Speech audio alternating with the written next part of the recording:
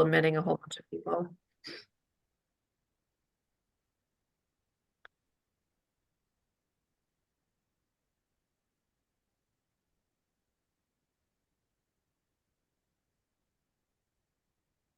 I'd say go ahead.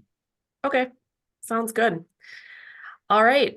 Well, good morning. Thanks for everyone joining us today on this webinar for the Minnesota Earned Sick and Safe Time legislation, which went into effect on January 1st of 2024. I'm Anita Drutla. I'm president of New Market Bank, and I'm a member of the Dakota-Scott Workforce Development Board, as well as the chair of the Business Services Committee for that board. During a recent meeting of our Business Services Committee, we identified this topic as something that continues to confuse and complicate the HR function in many small businesses across Minnesota, even though the law already went into effect almost a month ago. So the Workforce Board and Business Services Committee, we had hosted a webinar back last fall on the same topic. That webinar had several attendees and a lot of positive feedback. However, since then, we're hearing that some organizations still have questions. So we decided to put together this follow-up webinar to help employers who still might have some of those questions. Our presenters last fall did such an outstanding job that we wanted to invite them back. So today we're pleased again to have with us David Skovholt with the Minnesota Department of Labor and Industry and Kate Bischoff, an employment law attorney. I'll let each of them give a little bit of background once we start their presenting. Doing good. Before we start, here's just a couple last minute details. Okay. We are, please note that the webinar is going to be recorded. We hope to Okay. have a copy available much sooner Yes. than last time. Well, we're both at Harbor Lane and Fernbrook, whichever one. They're like literally across the street. The other one was please mute your phone if you wouldn't mind if you're not talking or asking a question. The Harbor Lane. The Dakota-Scott Workforce Development Board is hosting the Zoom call on this topic, which is of interest to many employers. Please do not consider any of the contents and information provided during the call as legal advice from either the Workforce Development Board or Dakota or Scott County. And as we go along, please submit your questions in the chat section. I'll be monitoring it as well as I'm sure the presenters will, and just helping to make sure that we get all of your questions after their presentation. So with that, let's get started. And I think, David, you're going to start us off by having a little presentation. Okay, great. Thank you, Anita. Yeah. Thank you for having me back. And I will present. And yeah, just a reminder, please everyone mute if you can. That's helpful for that. And then we'll get screen sharing. Okay, so yeah, we did do a more extensive webinar presentation, and we do have a recorded webinar up on the DLI website, Department of Labor and Industry, if you'd like a more extended version, more detailed version of this. So I'm going to do a brief presentation today. And is it sharing the correct screen? It is. Great. Okay. And so let's just run through some of the overall basics of the law, and as well as I will cover some of the things that we're seeing in conversations with both employers and employees right now, 1 month into this law. So let's start with the basics. Starting January 1 month ago, approximately, this law started, and it requires that employers provide paid time off to employees. So that's the big picture. We have not had a required paid time off law in Minnesota. This is the first one of its kind. Of course, when I say paid time off, it's not for everything, but it is a form of paid time off. And what is it? When we're getting more into the detail, it's being able to take time off to care for yourself, to care for certain family members, or if there's a domestic violence, sexual assault, or stalking situation going on involving the employee, and they need to take time off to address that. So who's eligible? Again, this is there's certain labor laws that are limited for employers of certain gross revenue or number of employees. This law is very broad. This law covers all employees in the state as long as they're working at least 80 hours annually or in a year for an employer in Minnesota.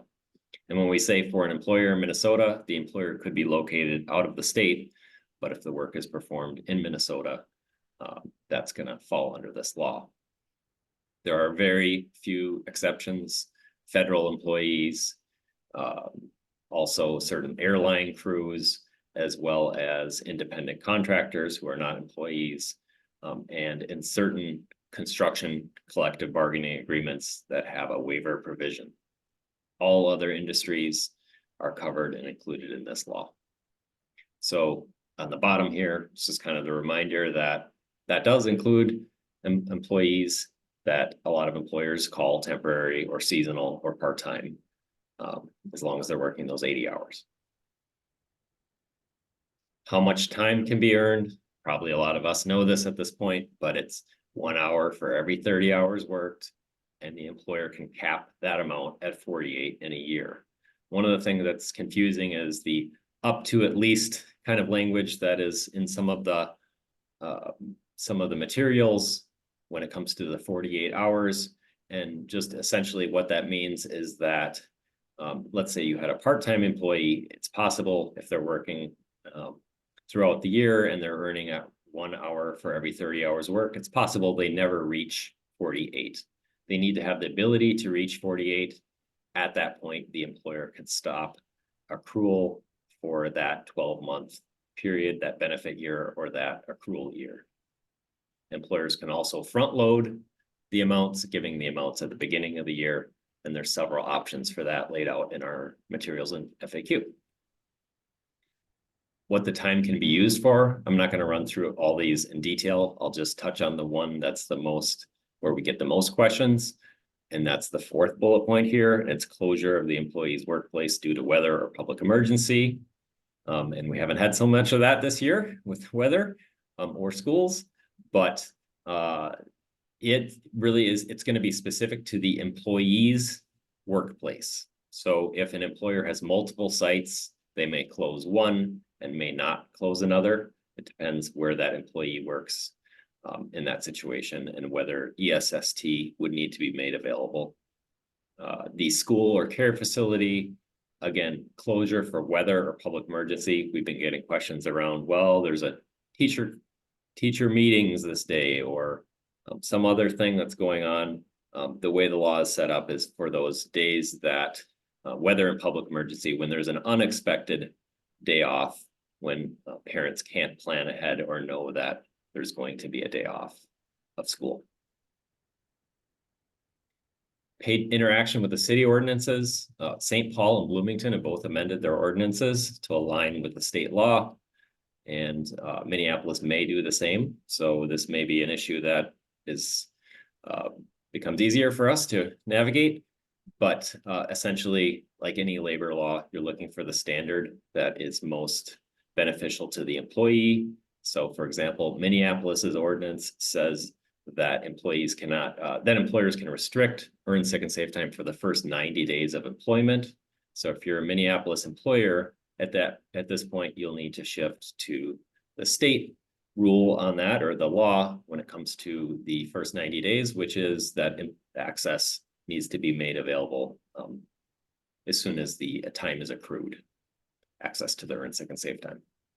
All right, on paid time off programs, the interaction with your programs, this is the big question that most people have been working on, of course, is how do I make my current plan work with my current plan of paid time off, whether it's sick, vacation, or a bank of PTO that's all together. How do I make that work with this law? And what most employers, of course, are doing is just making sure that they have the minimum number of hours provided to employees that fit the criteria of the law.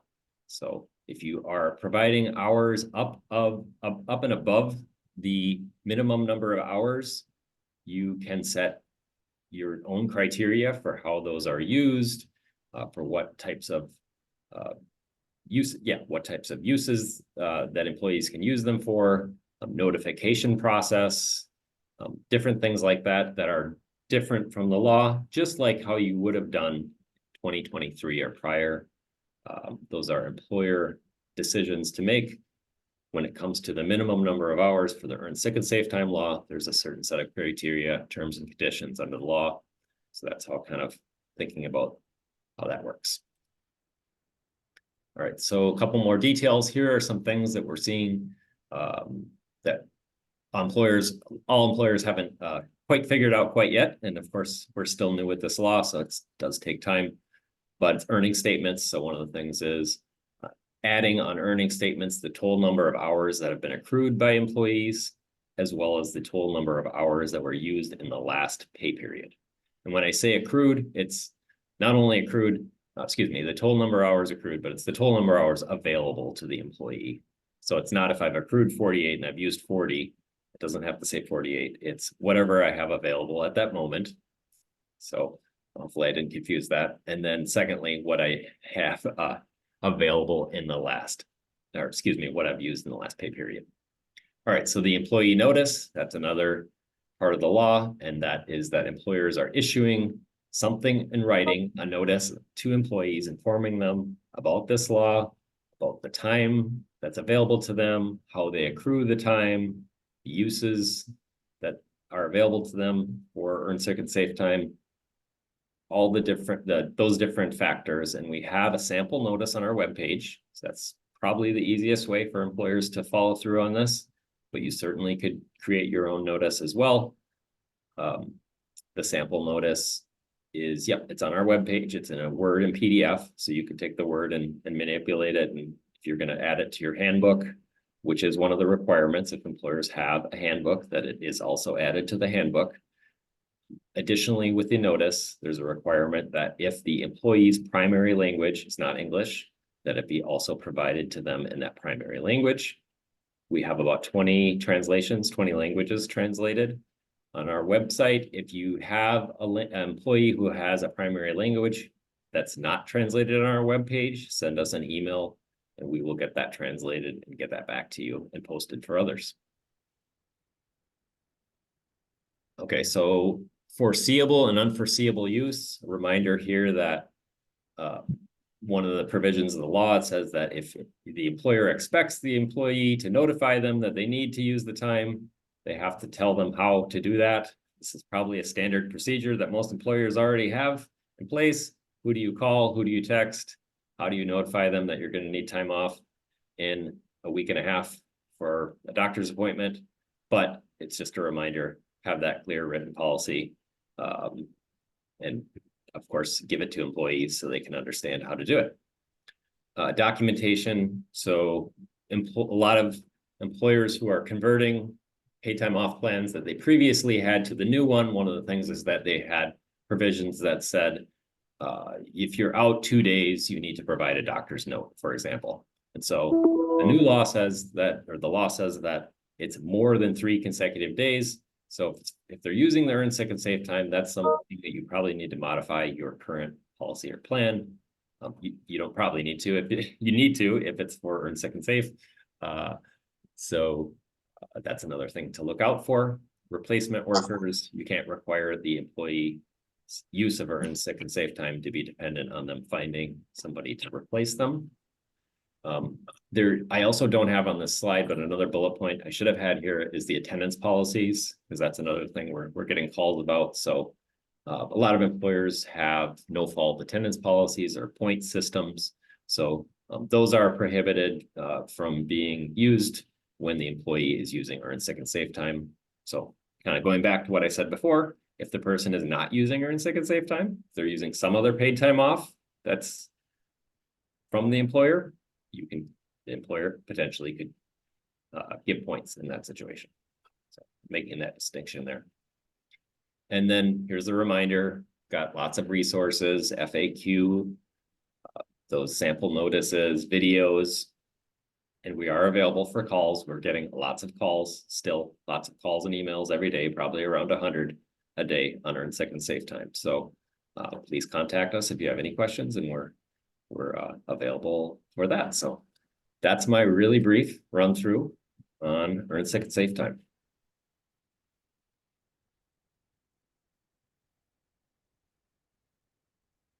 Thanks, Dave. Yes, thank you. I was trying to hit the unmute and another screen popped up. Right now we don't have any questions in the chat. So, but if anybody has questions, I don't know, Kate, do you have anything like prepared that you want to talk about ahead of time before we get some questions going, or? Well, I'll talk about the things that my clients have asked me. Perfect. And I will tell you that one of the big questions is the attendance policy.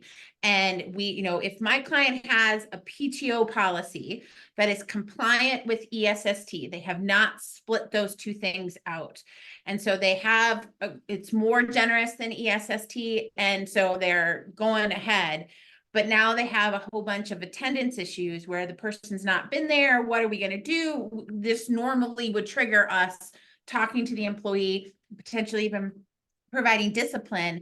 And the big question we have is, well, what was the time used for, or what do we generally know might be the time is used for? Because if we discipline them for using the time off that's related to ESST, we potentially run into the retaliation provision, and we want to be careful about that.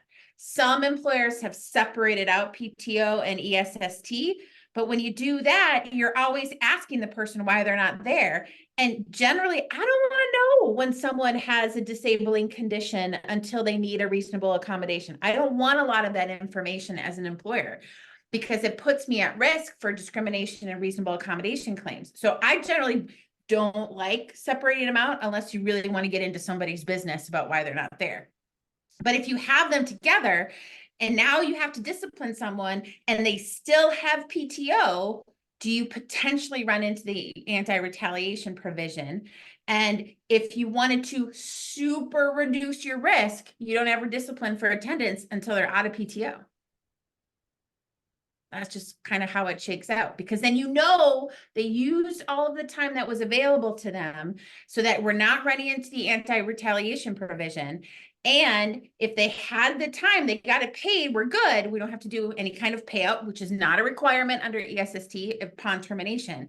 But if we're disciplining while they still have time in that bank, you run into that risk. Oh, now we got a hoop ton of I was questions. going to say, now we have some questions. I think sometimes people talking start to spur ideas. So do you want to just run through them kind of like you did last time? I'll just go. Okay. So going back at the top, if we have a clause in our handbook that says you cannot use sick time until after 90 days, can you still do that? No. Take that bad boy out. Does ESST roll over to the next year up to the maximum? It rolls over up to year 2 of a maximum of 80 hours. So you get 48 in a year, but you can roll over and have in your bank up to 80. Do the staff have to ask to use sick and safe time or request it, or do we have to give it to them automatically if they have the available hours? This is a very fascinating question that we should give to Dave, but let me attempt to answer it first, okay? There's 2 ways that this comes up. If I'm going to be out, do we automatically force the employee to use ESST? Under how the current FAQs are written, we cannot force them to use ESST. If you have your ESST wrapped into your PTO program, you could force them to use the PTO part of it, as long as, again, that you're more than compliant with ESST in your PTO program.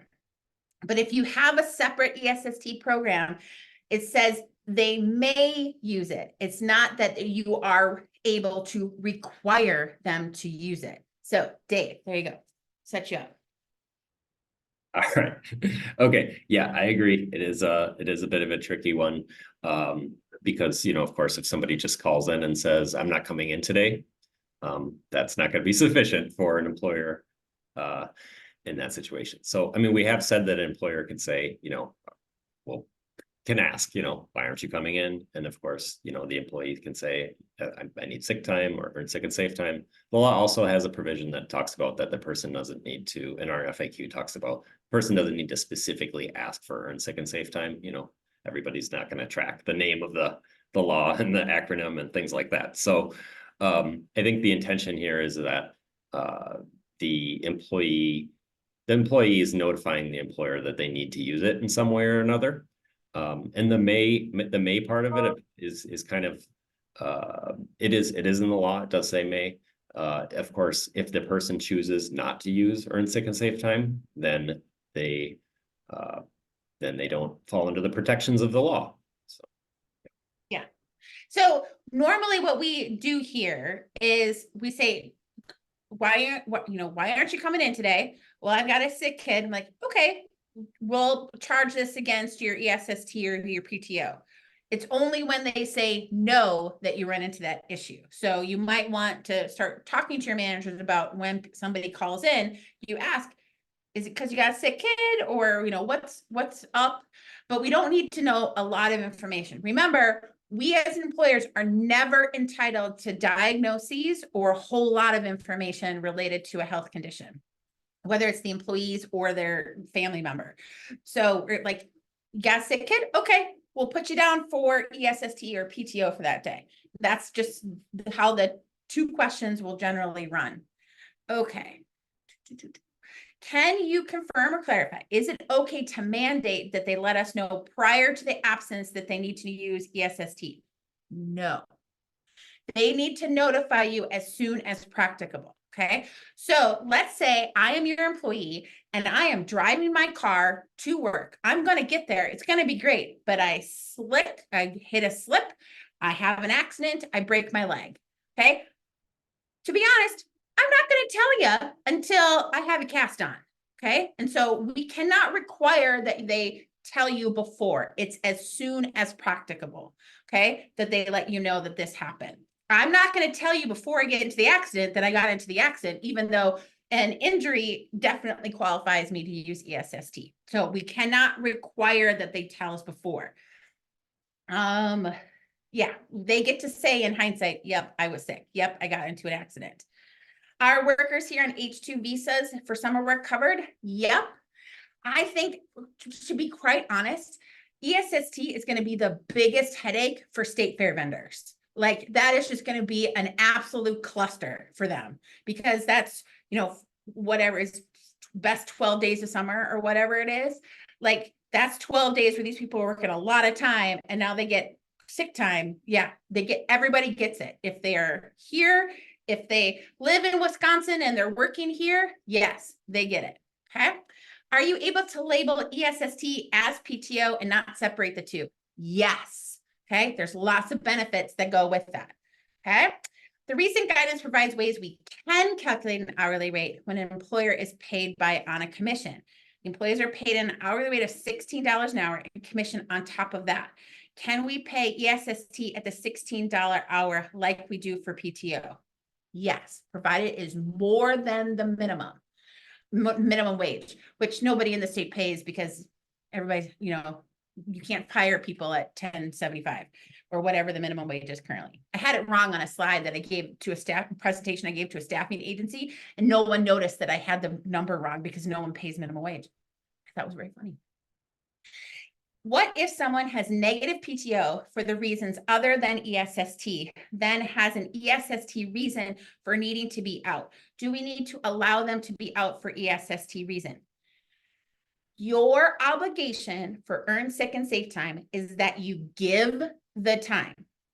If you have given more or at the amount that you are required to, that doesn't mean that you are in violation when they're out another time for that sick kid. As long as you've given the time, that's the requirement. Okay, I want to caution you, though, that if you have someone who's got a sick kid and they've used all of their PTO and their kid is going to be sick again, the replacement cost of that employee is not insignificant. You still have to find someone to replace that employee. And the message that you send to the rest of your team is that if you go over your PTO once, now we're going to terminate. That I want you to be careful about that risk, because there certainly is a whole bunch of morale and engagement issues that come up with that. Kate. Yeah. Oh, go ahead, I was Dave. just going to Sorry. say the law, there's also a provision that talks specifically about advancing time. So employers could advance time, and then, that rule might happen later. Yeah. I think we missed one question above too. just to let Which you one? know from Sandra's iPhone. Since we have many that have more than 80 hours of PTO and don't list PTO on the paycheck, now I put the paycheck EST PTO of that 80 hours, the rest of the PTO, we won't be listing on the paycheck and do our normal process. I think it's asking, do they need No, to? I was just saying, I'm sorry, it's Sandra here. That's Sandra's okay. iPhone. I'm just getting multiple meetings. So no, I just spent ESST/PTO. That's what's listed as 80 hours. I upfront all the hours. And they earn it, one every 30 hours, no problem. But that's all I'm listing. The rest of our PTO, because our employees get more than that. So we're just handling it our normal Excel spreadsheet way. So I was just putting it at how we're handling it. Got it. I wasn't sure if that was a question, like, is that allowed or not? So sorry. No, if it's I didn't want to allowed, miss it. that's okay. But that's the easy way. So then you don't have to ask any questions, right? Well, you need to know Yep. which bucket you're coming out of. Right? Because Well, it doesn't matter. It's still the same. Right? yeah. If you've labeled it, if you're treating it like PTO, but you've labeled it ESST PTO on the paycheck, yeah, you're good. Yeah. As long as you're over the number, you're fine. And we do not have to report this to the state. If we did, poor Dave would be swimming in paper. And we like trees in this state generally. Okay, so if an employee makes more hourly than state mandated minimum wage, can the employee be paid No. Okay, if I make $15 an hour, which is more than minimum wage in Bemidji, okay, let's just pick on Bemidji. They're cold. It's 218. They're weird. Okay, so I make $15 an hour. You can't push me down to the minimum wage for my ESST.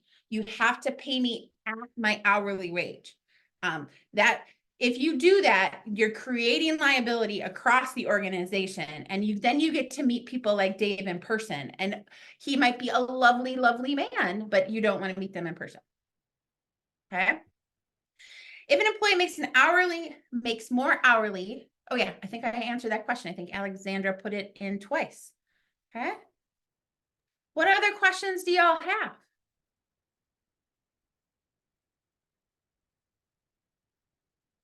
Just making sure that we've got all of them. I know one thing that, we've talked about, which is sometimes a concern, is that, we've rolled our PTO into our ESST because we gave more PTO. Yeah.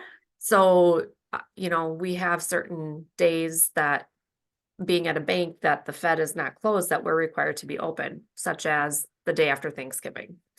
We have a process for people to put in PTO, right? To ask for time off, and it's kind of a seniority first come, first serve thing. One of our questions is, what are we going to do if all of a sudden everybody calls in sick and you can't really ask because they really wanted the day off, and now we don't have enough people to open our lobbies? I don't know if the state has any, or anybody has any suggestions for employers, small employers who really rely on people being honest about that kind of stuff. And hopefully we have a culture that doesn't have people do that. But especially now that, some of our student workers who are coming home from college are getting this because they've worked 80 hours during the summer. What I have seen my clients do for those kinds of situations is they do spot bonuses on that day. That if you worked that day, you get an additional $50. And that way you're not running into necessarily the ESST PTO issue that they might be actually sick, because let's face it, Thanksgiving and Christmas, while they're lovely holidays, they are also petri dishes for us all. We all get sick over them, right? But if you have people who are coming in who aren't sick, who don't need to use it, the spot bonuses give an incentive for them to be there, separate and apart from, if I use PTO, they can't do anything about it. Okay. Sandra, you can ask for a doctor's note after 3 days of consecutive time off. You can't ask for a doctor's note before that. So if this was happening on Black Friday, which I've read a handbook that has the holiday as labeled as Black Friday. I love it. It's fantastic. But if you have, they're out for Thanksgiving because they're closed, we're open on Black Friday, unless it's been 3 consecutive days. So the Monday, Tuesday, Wednesday, or Tuesday, Wednesday, we're out Thursday. Now we're gone on Friday. That's when you can ask for the doctor's note. You can't ask for a doctor's note for a single day. Okay. If they call out after a holiday and our handbook says they need to work the day before and the day after, or they don't get paid, we can't do that. No, you can do that. That is separate. The holiday pay is separate for the issue. But they get if they're out sick, they still get to use ESST, but the holiday pay runs per your policy, not per the ESST. And I agree. And I'll add that if there's a provision that specifically penalizes somebody for using ESST and that wouldn't apply to other days off or other then that would be potentially of concern. Okay.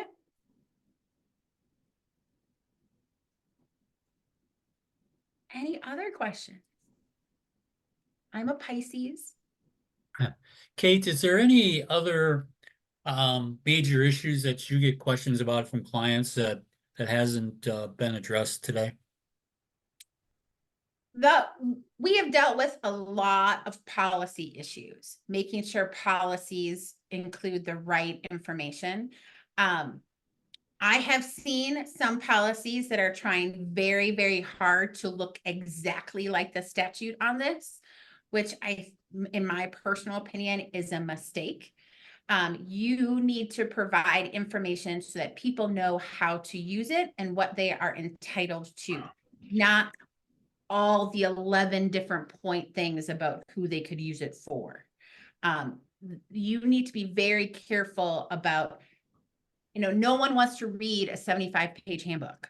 And if your PTO/ESST policy makes your handbook so big, no one's reading it until it's an actual issue.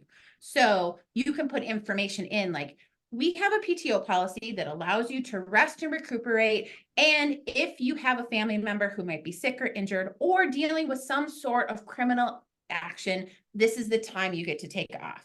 Going through every individual and using the exact same language in the statute, I think can create more confusion and it creates a handbook that no one wants to look at. So, okay, the issue of people being out due to weather or school closure is a big concern for employers. Even with COVID out there, carve-outs for critical workers. Is there any thought the agent would address on this issue? Oh, that's for you, Dave. Yeah. So I have had the benefit. Been able to speak with many different groups, stakeholder groups, employer groups, government associations of employers. And yes, we've received lots of feedback about things that they would like to see differently in this law, and definitely will expect for different people to be weighing in common legislative session and for there to be discussion around tweaks or updates. We'll see what happens, but I would encourage you to contact those organizations and see what their plans are. Okay. No, your third cousin on your mother's side does not meet the family definition, but the other important individual could be in that definition. There is a catch-all provision for other people who are important to you, which could be your neighbor, which is not a family member. This is one of those things where I wouldn't include this person in, but I would be generous with employees when they talk about, the neighbor I always take care of, or who is always taking care of me. I needed to be out this day. We'll use PTO or ESST for that. That's fine, but I wouldn't necessarily put it in your handbook. Does reporting need to be monthly or bi-weekly pay stub? Put it on every pay stub. So if you pay it on a weekly basis, twice a month, every 2 weeks, put it on there, okay? But if you can't ask why they're out, how would you know if it's the mother's side fifth cousin? When somebody calls in and like, is everything okay? Or why are you out? I'm out because this person is sick. Okay, we're gonna put this on ESST. Is that okay? Yes, that's generally how that conversation goes. We don't need to know much more than that. Okay. I would really like to see the legislation of, Senator Pappas going, your fifth cousin on your mother's side, but not your fifth cousin on your father's side. That would be really fun language to go. So.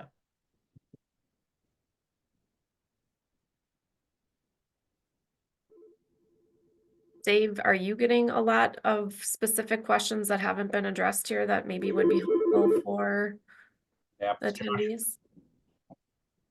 So, yeah, I think I should have touched on some of those in terms of the notice. Some employers not getting that out, and then there's yep, and then there is some difficulties with the pay stub requirement. Hey, Josh, you want to mute yourself? Yep. Okay. All right. I thought you had them, Kate. So yeah, I mean, I think some of the details in terms of we talked about the 3 days, more than 3 days for a doctor's note. So it's, yeah, like Kate said, employer policies that are converting from a previous plan to the new one, and trying to look at some of those things and make sure that all those things are updated. That's some of the things that we're seeing. Of course, we are talking to employees that are contacting us that are telling us their employer has not implemented this at all in any way. So there's a full range of situations that we're hearing about. So for the pay stub, just quick question. If people are having a hard time with that, is it acceptable to the state if people just put it on a separate piece of paper and give it with their pay stub? Or does it have to, I mean, because I know, like, even us, we've dealt with some issues with the company our third party that provides those, and they've had issues like putting the accrual correctly and stuff. And so we track it and we know where they're supposed to be, but yeah, can that be an option for people?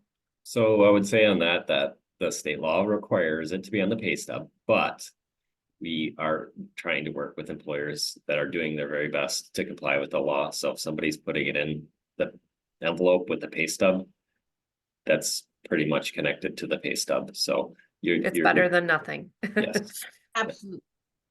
Remember, Dave's goal is to get you to compliance, not penalize you for not being in compliance. So there's a different goal there. Like, we want you to comply with the law. If you're willfully not doing it, yeah, the state will come down hard. But if you're trying and you're giving the information, the state probably will still have a conversation with you, but it's not going to be the end all existential crisis that sometimes when the state comes calling, it feels like.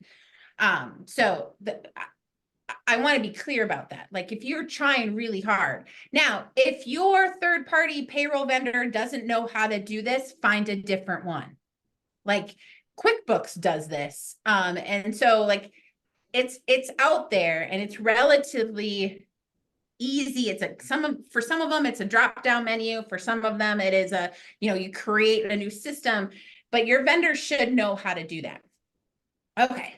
What are, I'm going to assume, Eve, what are the PTO sick policies that make it where companies don't need to comply with ESST? They're outside the state of Minnesota. If you separated your sick from your PTO, your sick has to comply with ESST. You can do more in PTO, but your sick needs to comply with ESST. But if you only have your sick for when people are actually sick, and it doesn't do the school closures, it doesn't do public emergency closures, it doesn't do family member, it doesn't do the criminal stuff, then your PTO needs to be able to cover that so that you have the right amount of time. And I think that that makes me think of one of the confusion things that has been coming up, and it's the language in the law and our FAQ and materials that talks about more generous plans. And then some employers are reading that to say, well, if my plan gives more time, then I don't need to comply with these other provisions like the pay stub and the notice and things like that. So the more generous is just saying, yes, you can provide more time. And of course, you know, the law doesn't restrict that, but you still do need to do the other details that we've talked about. So there really isn't one, you know, I look at that question and I say, well, that don't need to comply with the ESST, and I'm not aware of anything that doesn't exist. So if that employee is working in Minnesota. Yeah. It's going to get very hard if they separate sick and safe time and then vacation. Some will take a long weekend on Thursday, Friday, go on vacation, and then just say they were sick and we can't do much about it and we can't write them up. Yeah, that's going to be a little bit of the issue.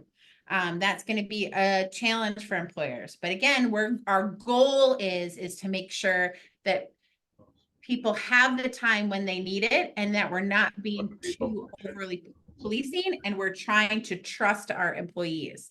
So just to confirm, if we close for a snowstorm and our childcare, then they can use sick and safe time for that day to be paid. Yes.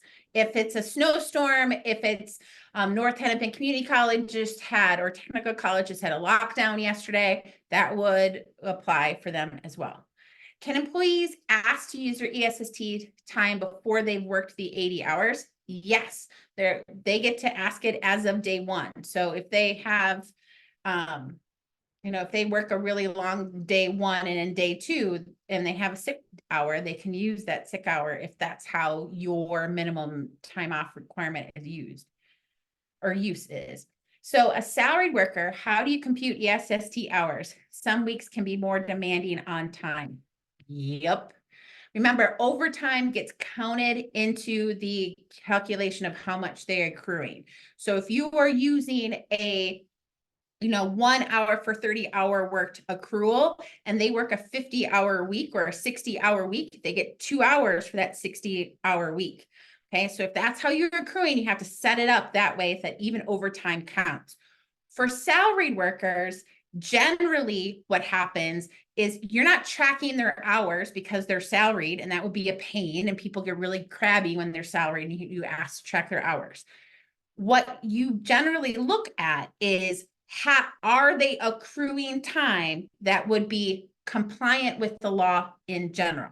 Most of the time, your salaried workers are already going to be accruing PTO at more than 48 hours per the year. So that is going to cover, they're getting more than a week and a day off for PTO. So generally what I like to look at is, for your salaried workers in their first year, are they getting 80 hours of PTO? Or are they at least getting 60 hours for the PTO?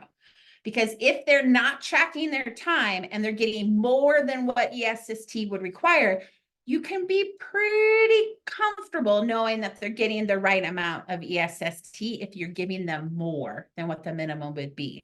If you're not, then you might want to think about hedging your bets a little and getting ahead of that. Because if you have people regularly working 50-hour weeks and they're not, or 60-hour weeks, and they're not getting to they only get to that, 48, then they might complain because they're not getting enough time. They're only getting the ESST. They're not getting other time off, because PTO has been a recruitment and retention tool for well over decades now.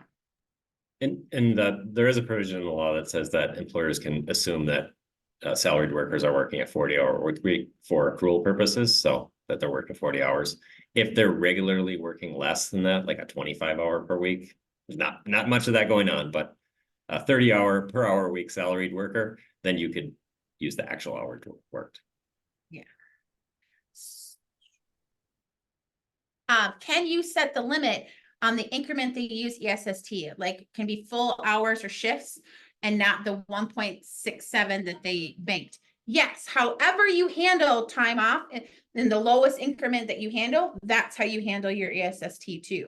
So if you do by the quarter hour, or you do half hours or 4-hour increments, that's how you can handle your ESST. Okay. Yeah, and I mean, the 0.67 part of it, I'll just address, because that's basically, I mean, we have said that employers don't have to really credit an employee with an hour until you've got that hour. So, I mean, an employer might look at that and says that person has 1 hour, the 0.67, when that reaches to the next hour, then now you have hour 2. Yeah.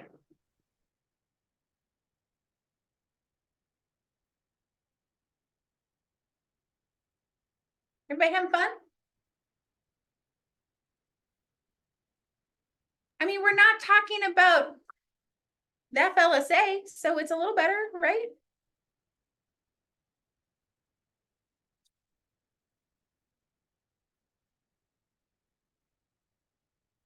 Are there any other questions that people have?